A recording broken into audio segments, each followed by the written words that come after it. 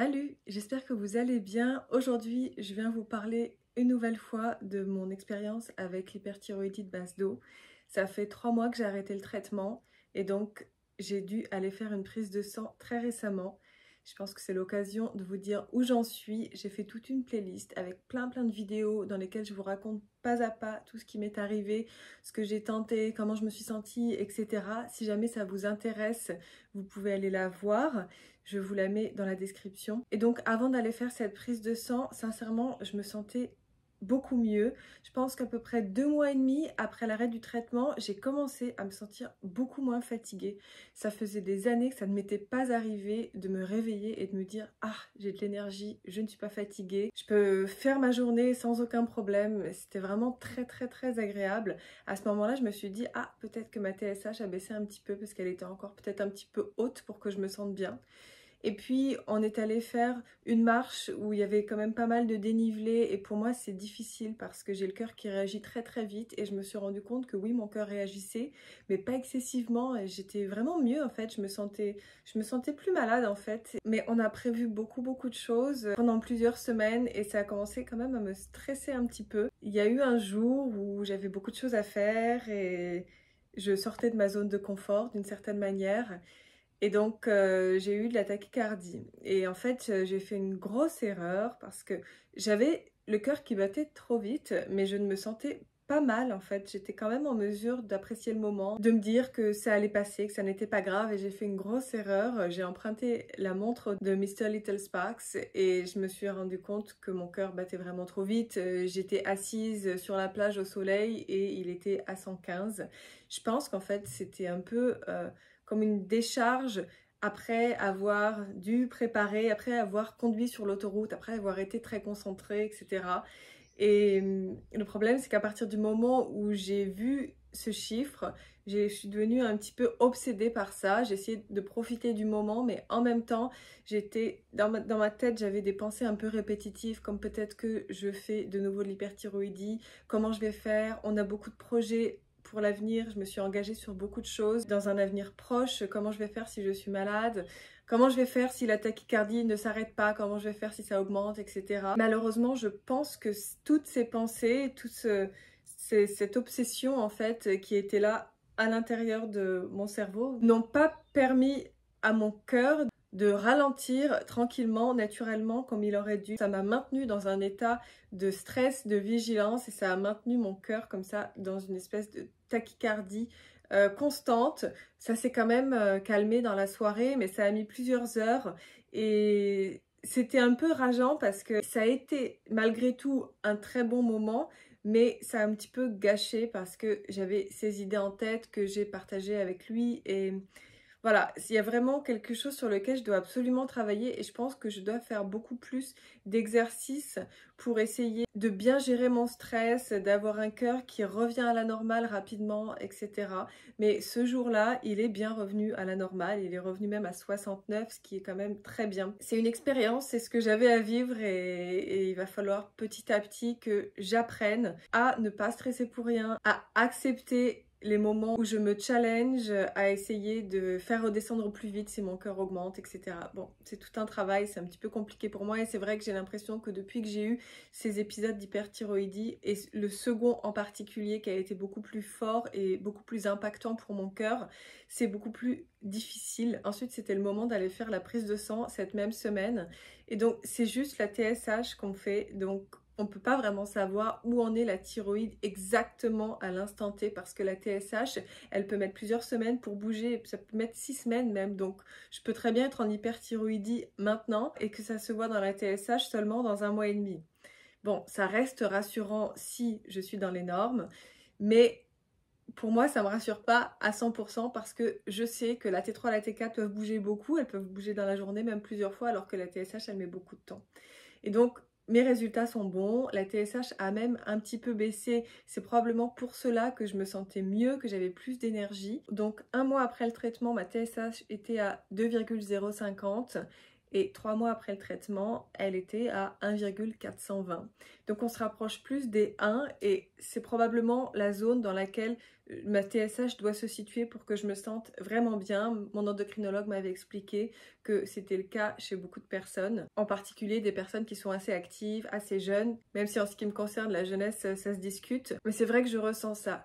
Malgré tout, je garde cette peur, cette angoisse que ça revienne.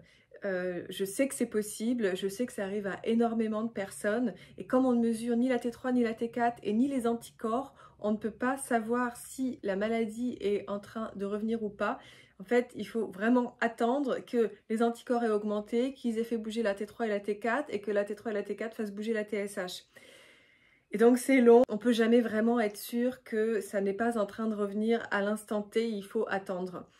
Donc moi ce que je fais c'est que j'essaie de voir si j'ai d'autres symptômes pour me rassurer. Donc souvent je regarde si j'ai les mains qui tremblent parce que ça fait partie des symptômes que j'ai eu durant mes 2 épisodes d'hyperthyroïdie et ça tremblait quand même beaucoup. Par exemple si je me maquillais j'avais vraiment la main comme ça.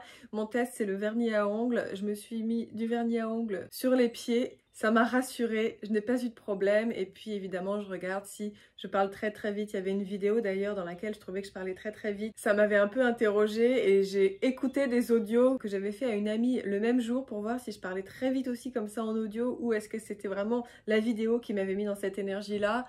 Et j'étais rassurée parce que je parlais plutôt lentement dans les audios, au contraire elle m'écoute toujours en 1,5. Donc ça va. J'essaie de voir si je suis angoissée, si j'ai des insomnies, si je mange beaucoup. J'ai maigri un petit peu, mais je pense que ça n'est pas en lien avec l'hyperthyroïdie. Ça m'arrive de perdre un petit peu de poids, de gagner un petit peu de poids comme ça. C'est pas énorme et surtout, je mange pas en excès du tout. Donc pour le moment, sincèrement, je pense que la maladie n'est pas revenue, que j'ai des inquiétudes qui viennent causer une augmentation du rythme cardiaque. Mais bon, c'est l'avenir qui nous le dira. Évidemment, je vous tiendrai au courant. Je prends toujours des compléments alimentaires. Donc en ce moment, je fais une cure de reishi. Je vous avais expliqué que c'était une plante immunomodulatrice et donc c'était intéressant pour faire baisser les anticorps. Dans mon cas, c'est pour éviter que les anticorps n'augmentent. Je fais des cures d'1 mois tous les 2 mois. C'est ce que je suis en train de faire en ce moment. Je prends aussi soin de mes surrénales. J'ai eu un gros souci de glande surrénale, je vous en ai déjà parlé. Ça peut causer de nouveau des problèmes de thyroïde, donc j'en prends soin quand je sens que j'ai un petit peu des symptômes de fatigue surrénalienne, même si ce ne sont pas de gros symptômes.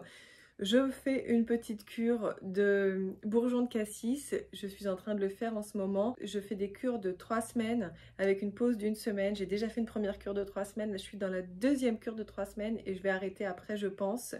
Pour me donner plus d'énergie parce que j'ai beaucoup de choses qui viennent, comme je vous expliquais tout à l'heure. Je fais une cure de coenzyme Q10, je trouve que ça aide beaucoup à avoir de l'énergie. Et quand on a autour de 40 ans, ça peut être intéressant de faire des cures dans tous les cas parce qu'on en a de moins en moins. Je prends toujours de la vitamine D parce que pour le moment, il n'y a pas un soleil qui est très puissant, ce n'est pas suffisant. Il faut attendre encore un petit peu pour se contenter de l'exposition au soleil. Et puis c'est difficile d'exposer les bras ou les jambes parce qu'il fait encore un peu froid, en tout cas ici en Normandie. Donc je continue à en prendre parce que ça aussi c'est important pour tout un tas de choses, mais également contre les maladies auto-immunes. C'est important d'avoir un bon taux qui est plutôt dans les normes hautes. Je prends de la vitamine B12 aussi parce que j'ai tendance à ne pas en avoir assez, donc j'en prends en continu, comme si j'étais végane, même si ça n'est pas le cas. Je pense que je ne consomme pas assez d'aliments qui en contiennent et que mon estomac a des difficultés à bien l'assimiler. J'en prends tous les jours le matin et c'est une version liquide, comme ça j'ai l'absorption directement dans la bouche si jamais mon estomac n'est pas en mesure de l'absorber correctement. Et j'avais lu dans les commentaires sous mes vidéos qu'il y avait une personne qui me disait qu'à partir du moment où elle avait réglé son problème de B12, qu'elle avait corrigé sa carence, elle avait eu beaucoup moins de problèmes de thyroïde. N'hésitez pas à me dire si vous êtes aussi dans le même cas ou si vous avez entendu des choses en ce sens, ça peut être intéressant. Et j'essaye d'avoir toujours un régime alimentaire le plus inflammatoire possible. C'est-à-dire le plus inflammatoire possible par rapport à mes envies parce que j'ai aussi vraiment envie et besoin de me faire plaisir. Donc je ne respecte plus ce régime à la lettre, mais j'essaye vraiment de garder des bonnes habitudes, de garder aussi des bonnes habitudes avec un premier repas de la journée salé, protéiné. Ce que j'avais appris avec le programme Vibrer de Florence Pinheiro-Ortolan, j'essaye de continuer à le mettre en place régulièrement. J'essaye de consommer aussi des antioxydants comme elle conseillait. Et voilà ce que je voulais vous dire. Donc franchement, je vais plutôt bien. J'ai mes inquiétudes, mais je travaille dessus. J'attends la suite. J'ai plein de choses vraiment super qui s'en viennent. Et J'ai hâte, même si j'ai un peu peur en même temps. J'ai toujours un petit peu peur que mon corps n'arrive pas à suivre mes envies. Mais voilà, maintenant je suis quand même en mesure de plus me lancer, de plus faire de choses et j'espère que ce sera de plus en plus comme ça. Je continue quand même à me reposer si j'en ai besoin, mais vraiment beaucoup moins qu'avant. Et c'est hyper agréable et satisfaisant. J'espère que vous allez bien. N'hésitez pas à me le dire dans les commentaires. Si vous avez aimé la vidéo, n'hésitez pas à la liker, à partager, à commenter. N'oubliez pas de vous abonner si ce n'est pas encore fait. Vous pouvez cliquer sur la cloche si vous voulez recevoir une notification quand je propose une nouvelle vidéo. Je vous retrouve bientôt et en attendant, je vous souhaite une bonne soirée ou une bonne journée. Prenez soin de vous.